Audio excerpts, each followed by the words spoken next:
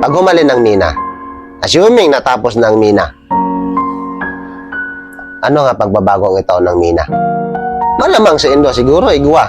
Magabago hindi pa nga buhi. Magakaigwa kami maayo nga balay. Hay ang Indo palibot, kamusta? Kamusta kami? Kamusta ang mga naapektuhan? Kamusta ang nagatamasa? Padamo ka mga example dra nga mga isla nga ging mina. Nga pagalin ng mina, pagkatapos ng mina ay ano? Igwa ba'y pagbabago?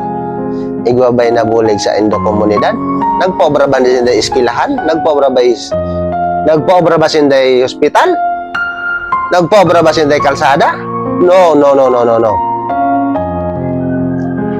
Maari, pwede ka mo kumita. Binayaran ang duduta. Pagtapos ng dubayad, pobra ng mga taga-Sibuyan sa mina. Pagkatapos ng mina, ang bumaligan ng duta, malarga. Kaya wala na siya neng dungog na ipakita sa isla. Gusto namin ang trabaho!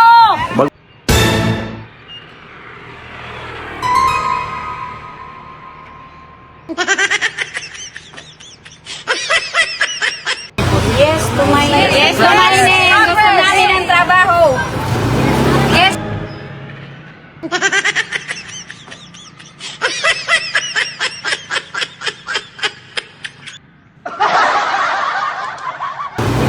Yes to responsible mining. Yes to my name. Yes to progress.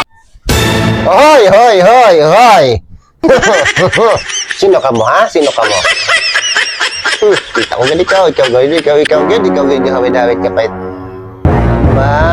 Trabaho galing gusto. May kung magpala ka na lang na kag magpiko sang imo nga kadutaan kag magtanong balinghoy kamote, pitsay, malunggay. Kwarta na. Lalo lang nina.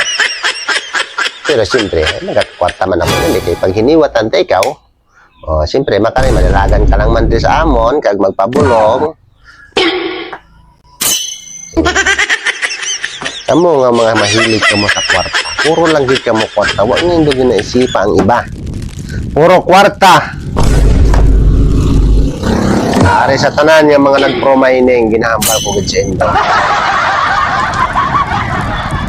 Magbago na ka mo hanggang may oras pa. Hanggang wa pa ni gatama ang mga lansang ang mga bawang kay sibuyas.